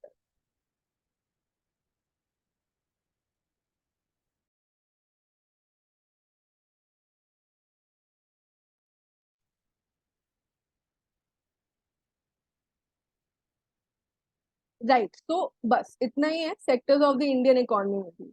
ऑलरेडी हम लोग ने 7 बज गया, so will be covering these 2 chapters only today. Now let us discuss some questions.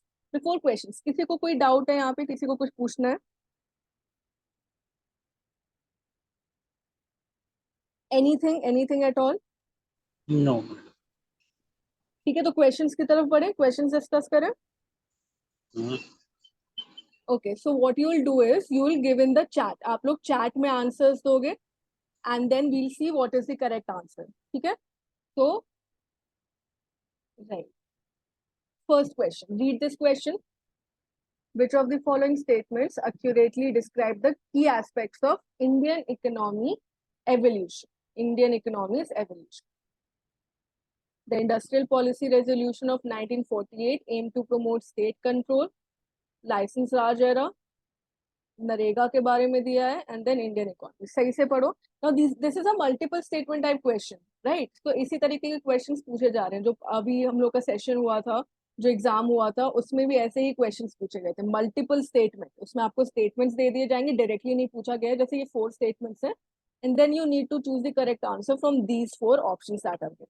तो यू नीड टू टेल कौन से इनमें से चार स्टेटमेंट सही है, चारों में से कौन से स्टेटमेंट सही।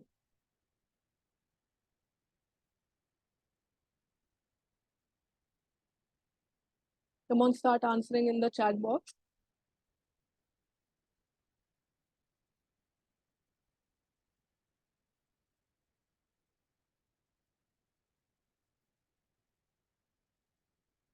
C, D. Okay. Others also try. Pratik is saying B. Okay.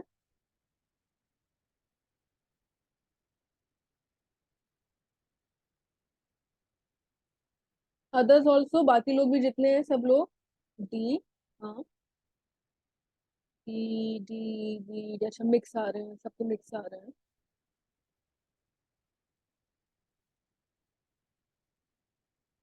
Okay, ठीक है, सारे स्टेटमेंट्स को ना एक एक करके देख।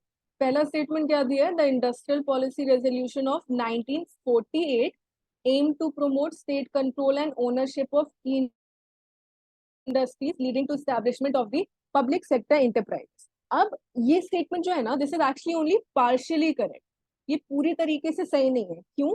क्योंकि definitely state control and key industries was promoted by this resolution, but actually कब हुआ था? 1956 में। जो इंडस्ट्रियल पॉलिसी ऑफ 1956 आई थी, that had emphasised the public sector enterprises. Public sector enterprises को 1956 में एम्फसाइज किया गया था। तो ये हटा दें, ये स्टेटमेंट सही नहीं। ठीक है, this is a tough question actually, बहुत ज्यादा ध्यान से पढ़ने की जरूरत है इसको। फिर उसके बाद second statement, the licence Raj era characterised by extensive government regulations that's persisted until the economic reforms of 1991. yes, यहाँ पे भी सही है, ये वाला स्टेटमेंट सही है। लाइसेंस राज था, इसमें एक्सटेंसिव गवर्नमेंट रेगुलेशंस थे, दिस एग्जिस्टेड। 1991 में ही लाइसेंस एरा को हटाया गया था ना, जब प्राइवेट सेक्टर को इंक्लूड करने की बात की गई थी। सो ये स्टेटमेंट सही है। Then third is Narega was introduced in 2005, okay, as a legal guarantee for 100 days of employment to the rural household. एकदम सही है, नरेगा को 2005 में इंट्रोड्यूस किया गया था। हाँ ठीक है, सेकंड ये वाला थर्ड स्टेटमेंट भी सही है। And fourth statement is the Indian economy has been immune to global economic fluctuations. Immune है क्या? हमेशा इम्यून रहे? हमेशा इम्यून नहीं रहे, आइसोलेटेड एंड सेल्फ सफिशिएंट है, ये तो सही नहीं होगा ना। तो ये स्टेटमेंट भी गलत है। बचा क्या? Second and third. तो option second and third B, ये वाला ऑप्शन सही है। ठीक है, समझ में आया? इस तरीके से इस क्वेश्चन को सॉल्व करना है, बहुत ध्यान से स्टेटमेंट्स को पढ़ना है एंड देन उसके बाद इसको सॉल्व करना है। ठीक है, तो इसका आंसर है बी। जिसने भी बी किया वेरी गुड, जिसने नहीं आंसर किया आप इसको एक बार देख। Next question, the license raj in India, prevalent for several decades after independence, was characterized by license raj की बात हो रही है। Options are A, a liberal approach towards foreign investment and trade, B, stringent government controls and regulations, C, privatization of state-owned enterprises, or D, a focus on promoting export-oriented industry. ये तो बहुत simple है, very quickly, very easy question.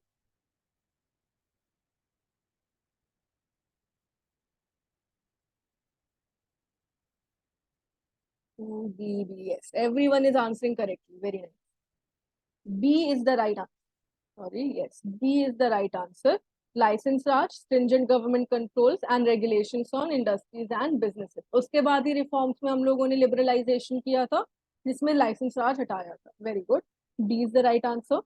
Next question देखते हैं। Which of the following factors contributed to the economic reforms and liberalization in India during the 1990s? Reasons पूछ रहे, what are the reasons that for which the economic reforms and liberalizations were implemented? Options are the global oil crisis and rising fuel prices, then increasing self-reliance and protectionist policies, rapid industrialization, urbanization, BOP crisis and foreign exchange depletion. D D S, अगर आप ध्यान से पढ़ोगे ना तो आपको आसानी से इसका आंसर मिल जाएगा। इकोनॉमिक रिफॉर्म्स बेटरमेंट के लिए हुए थे, तो सब कुछ ना कुछ नेगेटिव होगा। D, yes, everyone is answering D, सबका आंसर डी है, सब लोग डी से अग्री कर रहे हैं।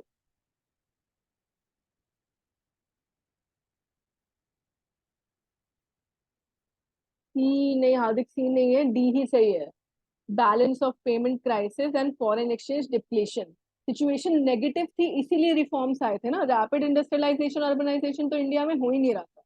Self reliance and protectionist policies तो गलत थी, इसीलिए ग्लोबलाइजेशन आया था।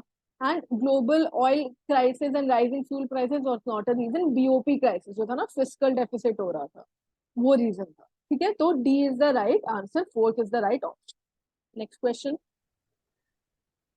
अगेन स्टेटमेंट टाइप क्वेश्चन है, इसको मैं यहाँ से हटा देती हूँ।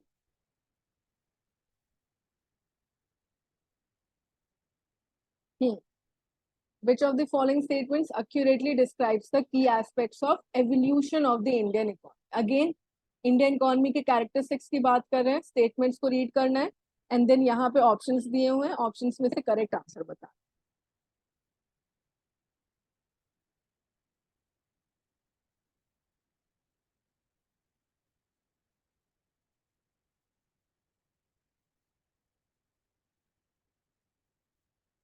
जल्दी जल्दी। During the colonial period, India was primarily an agrarian economy. Economic reforms of 1991, known as LPG, major shift towards a more open and market-oriented economy. Green Revolution, adoption of high-yielding crop varieties, irrigation, high GDP growth since independence, implementation of GST to streamline the indirect taxes, Planning Commission established in 1950 for implementing the centralized economic plan. कौन सा answer सही है?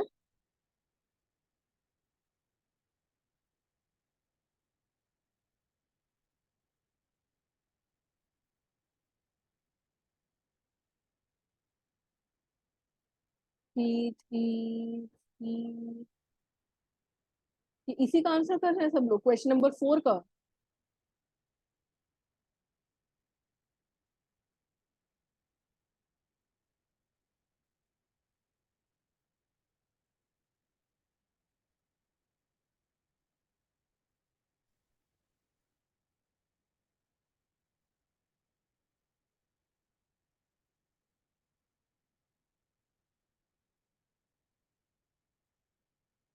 Okay, नहीं actually इसका answer ये नहीं है। इसका आंसर, स्टेटमेंट स्टेटमेंट देखते हैं।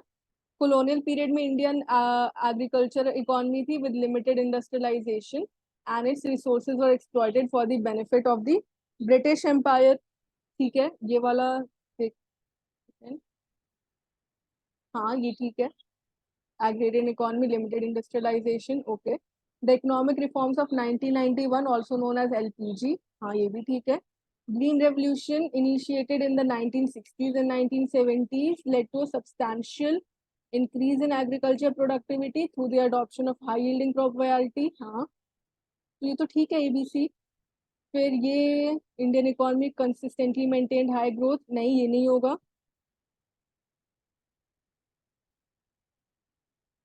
एक्चुअली क्वेश्चन के ऑप्शंस में कुछ गड़बड़, कुछ गलत दिया हुआ है.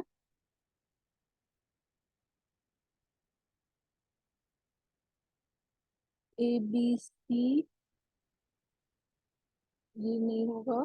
एंड प्लानिंग कमीशन,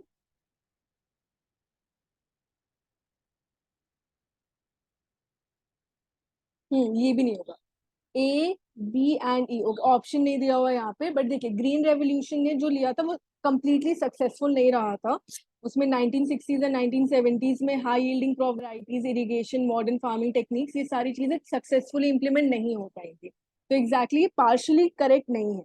मतलब कि स्टेटमेंट ए सही है इंडियन इकोनॉमी के लिए, बी क्या है, बी भी सही है, सी भी इस तरीके से सही होगा कि ये पार्शली करेक्ट है, उसको हम लोग पार्शली करेक्ट मान के चलते हैं. डी क्या है, डी इनकरेक्ट है, very clearly it is incorrect. E statement is also incorrect and F statement is correct. तो सही है हमारे पास A, B, C and F. A, B, C and F. E and D incorrect है, so A, B, C and F. तो ये वाले में ना एफ भी ऐड कर लो तो ये सही हो जाएगा. ठीक है, यहाँ पे ऑप्शन गलत था, but A, B, C and F होगा. ठीक है, राइट. नहीं, ई सही नहीं होगा. E uniform market across Indian states के लिए नहीं था, मतलब कंप्लीटली यूनिफाइड मार्केट तो नहीं किया था ना. जो इनडायरेक्ट टैक्सेस है उसको एक सिस्टम को एक साथ लाया था, एक यूनिफाइड इनडायरेक्ट टैक्सेस को साथ मिलाया था, रिप्लेसिंग द इनडायरेक्ट टैक्सेस, लेकिन unified market across India create नहीं किया है। अभी भी कुछ चैलेंजेस हैं यहाँ। ठीक है, तो सही होगा A, B, C and F. ठीक है, इसको नेक्स्ट क्वेश्चन देखते हैं। Consider the following statements related to the primary sector of Indian economy. Primary sector of Indian economy.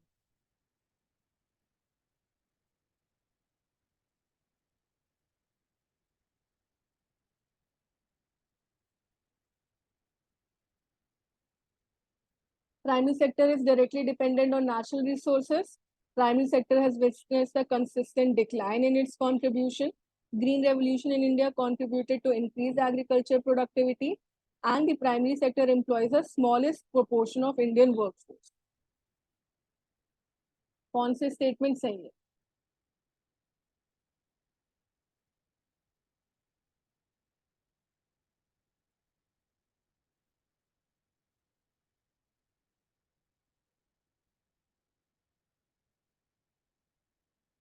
One and three is the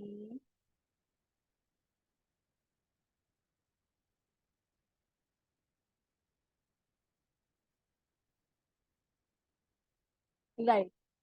A option सही है, 1 and 3। A option कैसे? Primary sector directly dependent on natural resources, सही है, इसमें agriculture, mining, fishing आता है।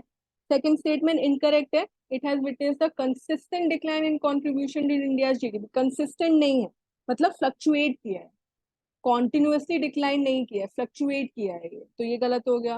Green revolution in India has contributed and played a significant role, this is also correct, and the primary sector employs the smallest proportion of India force, तो नहीं, smallest proportion of GDP है लेकिन workforce का highest proportion, so the only correct statements are 1 and 3, so option A is right। ठीक है, option A is correct regarding the primary sector, yes, very good। next question, which sector, हाँ अब इससे आ गया, which sector employs the largest proportion of India's workforce? फटाफट से, बहुत easy question है।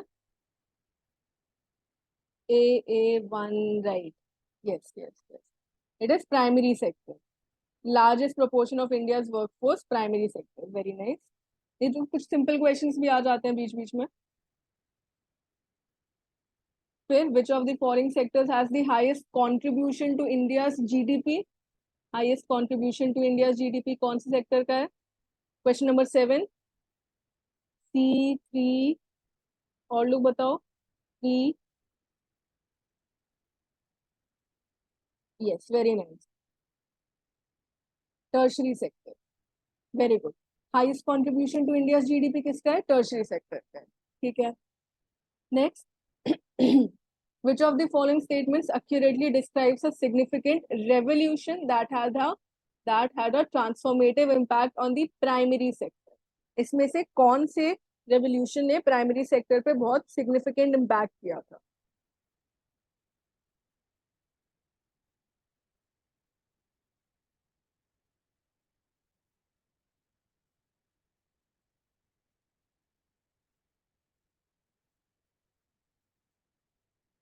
सी, ए, ठीक है, ज्यादातर लोग ए कर रहे हैं। ए क्या है? The green revolution initiated in this aim to enhance the agriculture productivity, right, सही है। ग्रीन रेवोल्यूशन, एग्रीकल्चर की बात हो रही है ना, प्राइमरी सेक्टर की। भले ही क्वेश्चन थोड़ा लंबा सा दिया हुआ है, बट इसका मतलब ये नहीं है कि टफ होगा, है ना, सिंपल है। ग्रीन रेवोल्यूशन मतलब इंडस्ट्रियल रेवोल्यूशन से एग्रीकल्चर का रिलेशन नहीं है, white revolution is related to milk. Digital revolution तो बाद में आया, डिजिटल रेवोल्यूशन तो अभी अभी आया है, तो ये भी सेम स्केल पे एज सच बाकी रेवोल्यूशन से रिलेटेड नहीं है, तो green revolution, yes, 1A correct answer is first statement. ठीक है, ninth question, which of the following statements accurately describe the significant developments in the evolution of Indian economy? फिर से Indian economy की development की बात हो रही है, स्टेटमेंट्स देखना है, फिर ऑप्शंस में से आंसर देना। Establishment of the special cells क्या होता है? स्पेशल इकोनॉमिक जोन्स, कोई छोटा सा बताएगा क्या होता है sales?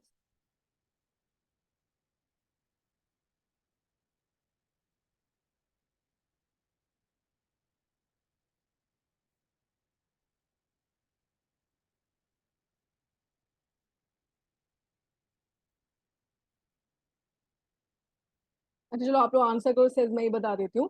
Says special economic zones होते हैं, मतलब ये कंट्री के अंदर डेवलप होते हैं बेसिकली। यहाँ पे केवल बिजनेस और जो ट्रेड लॉज होते हैं ये बाकी पूरी कंट्री से अलग होते हैं। यहाँ पे एम्प्लॉयमेंट, इन्वेस्टमेंट, ये सब चीजें ज्यादा होती है। Increasing the employment and investment ये स्पेशल इकोनॉमिक जोन का मेन एम होता है। तो सेज डेवलप किए जाते हैं। सेज एक्ट आया था 2005 में, सेज एक्ट आया था इंडिया में। तो ये सारी चीजें ठीक है। तो स्टेटमेंट है establishment of SEZ aim to attract foreign direct investment and promote the export oriented industrialisation. Yes ये ठीक है। The Make in India campaign was launched to boost domestic manufacturing and reduce India's dependency on imports. ये भी ठीक है। Nationalization of the banks in 1969 led to the consolidation of banking sector under government ownership. ये सही है। सब लोग क्या बोल रहे हैं? सी सी पक्का पक्का ये वाला स्टेटमेंट सही है। सही है। केवल जो नेशनलाइजेशन 1960 केवल जो 1969 में नेशनलाइजेशन हुआ था उसी से कंसोलिडेशन हुआ था बैंकिंग सेक्टर का, और कोई नहीं हुआ था।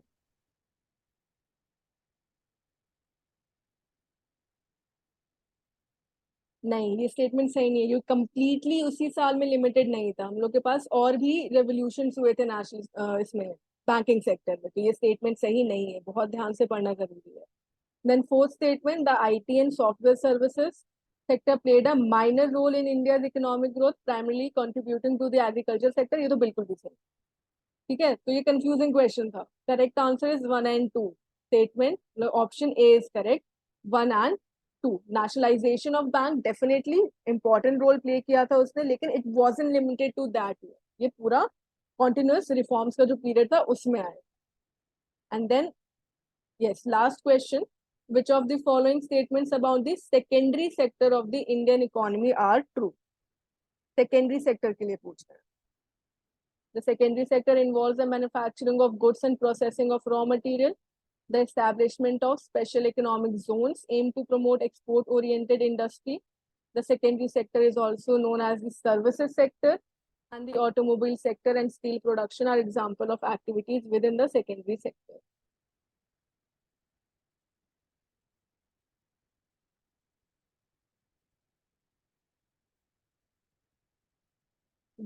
क्या क्या आंसर आ रहे हैं? C D B. Question number 10, last question का आंसर लेना है।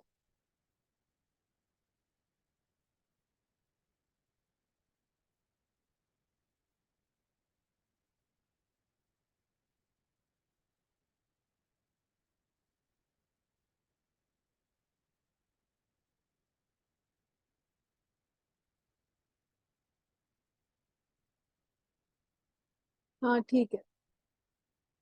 Secondary sector involves manufacturing of goods and processing of raw materials. Correct. Correct. Says for export oriented industries. Correct. In secondary sector is also known as services sector, retail and banking. Nahi. And the automobile industry and steel production are example of activities under the secondary sector. This is also right. So 1, 2 and 4, that is option D is correct. ठीक है, सबने D बोला, सब लोग D से agree कर रहे हैं। D D D. सी नहीं होगा, सी क्या है? 1 and 4 नहीं, 2 भी सही है ना। सेकेंडरी सेक्टर में स्पेशल जो सेल्स को डेवलप किया गया था, ये सेकेंडरी सेक्टर को और ज्यादा बूस्ट करने के लिए। ठीक है, अब हम लोगों के पास टाइम भी उतना नहीं बचा। And that is all. यही 10 क्वेश्चन हम लोगों ने डिस्कस किए। और भी ऐसे बहुत सारे क्वेश्चन हैं, बट सारे नहीं डिस्कस कर सकते because of the limited time for each day. तो उसके लिए आप लोग आराम से मॉक टेस्ट को अवेल कर सकते हो जाके, और ये सारे क्वेश्चंस विद एक्सप्लेनेशन मिल जाएगा। एक्सप्लेनेशन की प्रॉब्लम। ठीक है, क्वेश्चन आंसर्स। किसी को कोई क्वेश्चन पूछना है आज के सेशन से? कोई भी क्वेश्चन पूछो पूछो, जो आज पढ़ा उसमें से।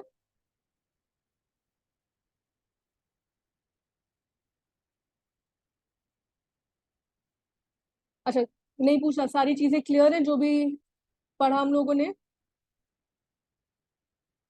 पीपीटी मिल सकती है आपको, रिकॉर्डेड क्लास है। पीपीटी हाँ अवेल करवाई जा सकती है, मैं बात कर लेती हूँ। प्लीज जाने से पहले एक बार मुझे बता दो, कोई भी प्रॉब्लम है, किसी को कोई क्वेश्चन पूछना है?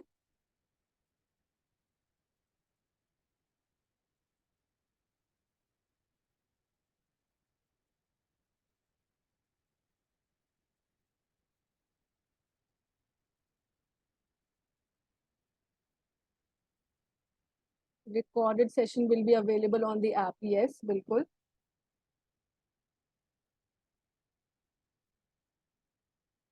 Recorded session मिल जाएगा ऐप पे. और क्या क्वेश्चंस हैं? बुक से भी पढ़ना चाहिए. देखो, आप लोग जो यहाँ पे पढ़ रहे हो, that is more than enough for you. ज्यादा इंपॉर्टेंट क्या है, आप एमसी जितने भी मॉक टेस्ट है वो प्रैक्टिस करो, ज्यादा से ज्यादा क्वेश्चन प्रैक्टिस करो. बुक रेफर जरूरी है.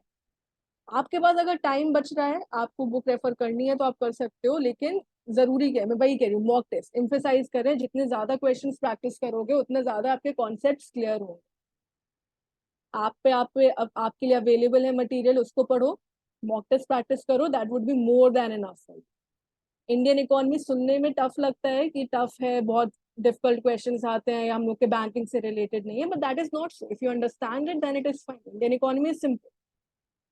Okay, so how was the session? Did you like the session? Okay, perfect. Okay, चलिए बढ़िया है. राइट, तो आप लोग के आज रात को भी मोस्ट प्रॉब्ली क्लास होगी, तनवीर सर जो लेंगे. So we'll meet you there. Great session. Okay, आपके पास कोई भी फीडबैक हो, आप ऐड करना चाहते हो, मैं कुछ चेंज करूं जिस तरीके से पढ़ाना है, या फिर कुछ भी आप अपना फीडबैक देना चाह रहे हो तो? Okay, thank you so much Hemant ji, thank you.